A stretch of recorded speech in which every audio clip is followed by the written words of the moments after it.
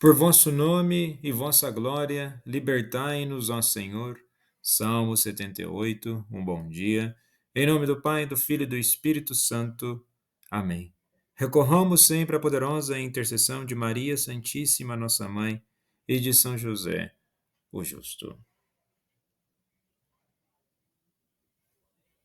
E é pelo nome e a glória do Senhor ressuscitado que estamos libertos. E é importante acreditar nessa liberdade, não simplesmente achando que devemos fazer tudo aquilo que queremos, pois nem tudo que queremos deve ser feito.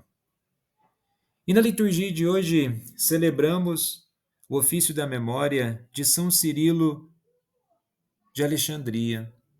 E ele diz assim: já não somos simplesmente homens e mulheres, mas filhos de Deus e habitantes do céu, pelo fato de nos termos tornado participantes da natureza divina. E se participamos da natureza divina, não deveríamos viver a vida de qualquer jeito.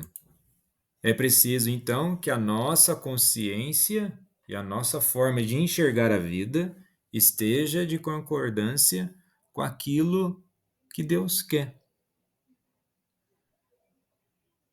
Viver de qualquer jeito não é um jeito para se viver. E São Cirilo também traz uma reflexão importante acerca dessa nossa vivência ou daquilo que nós estamos buscando como elemento de fé. Ele diz assim: não nos entreguemos aos discursos convincentes, mas à verdade. Na liturgia de ontem, no Evangelho, Jesus alertava sobre os falsos profetas, onde muitas vezes o discurso é bonito, convincente, mas carece, ou seja, falta o elemento da verdade. E o elemento da verdade, ele vai sendo tirado pela divisão. E nas leituras de hoje entenderemos um pouco mais sobre isso. Na primeira leitura do segundo livro de Reis, capítulo 24, do versículo 8 ao 17, temos uma lógica de que Israel está circundado por outras nações poderosas, pela Síria, pela Babilônia, pelo próprio Egito. E se olharmos para o momento histórico de Israel, é um país dividido. Aqui no texto fala de Judá, e é exatamente, Judá fica ao norte e depois as demais tribos ficam ao sul. Uma divisão. Divisão que começa fruto de uma desobediência não só a Deus, mas a uma desobediência aos conceitos da moral, aos conceitos da ética. Os ensinamentos divinos, eles já não são valorizados. E aí simplesmente eles acham que viver é de acordo com a vontade deles. Nós vimos também na liturgia de ontem, na primeira leitura, que o livro dos mandamentos ele estava escondido no templo, ou seja, o povo havia desviado a sua atenção daquilo que essencialmente, verdadeiramente é sagrado. A base da vida já não consiste mais em buscar a vontade de Deus, ou até mesmo mais perigoso, achando que estamos fazendo a vontade de Deus, criam-se modos de espiritualidade paralelos ao Evangelho, ou uma vida que nem é iluminada pelo Evangelho e simplesmente se vive. Mas vive de acordo com o quê? Será que estamos consolidando a nossa fé, a nossa forma de viver na rocha que é Jesus?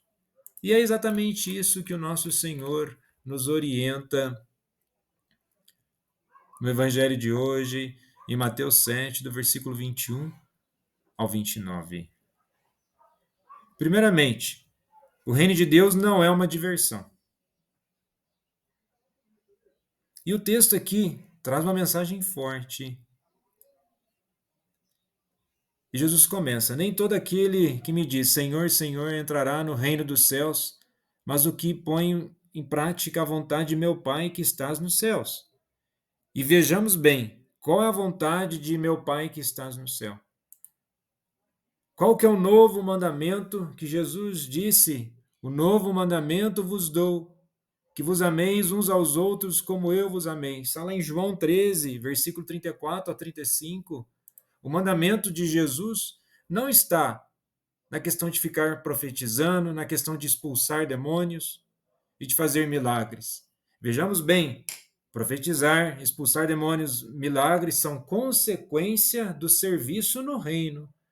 Mas Jesus não disse que esses são os mandamentos. E fazer a vontade de Deus tem isso como base, essência. E no contexto da comunidade de Mateus, onde o texto também é elaborado, existe o quê? Uma superficialidade, não dizendo que expulsar demônios, fazer milagres ou profetizar sejam questões superficiais, mas esquecendo da essência e da centralidade de uma comunidade cristã, que é o amor. Agora, não devemos confundir o amor com permissividade, com relativismos morais, pois o amor ele leva a uma mudança de vida. A mudança de vida é a conversão, e a conversão é a nos ajustar à vontade de Deus para quê? Aí Jesus continua lá no versículo 24. Portanto, quem ouve estas minhas palavras e as põe em prática é como um homem prudente que construiu sua casa sobre rocha. Caiu a chuva, vieram as enchentes, os ventos deram contra a casa, mas a casa não caiu, porque estava construída sobre a rocha. Por outro lado, quem ouve essas minhas palavras e não as põe em prática é como um homem sem juízo que construiu sua casa sobre a areia. Então vejamos bem, não colocar a nossa vida em concordância com a palavra de Deus ou com a vontade dele é simplesmente construir sobre a areia e quando vierem as enchentes e os ventos soprarão e a casa não aguentará. A casa somos nós, a casa é a nossa vida, e quando verdadeiramente buscamos pautar aquilo que fazemos sobre um discernimento e a sabedoria a partir de Deus, provavelmente as coisas vão dar mais certo. São Cirilo de Alexandria, rogai por nós. Jesus, manso e humilde de coração, fazei o nosso coração semelhante ao vosso.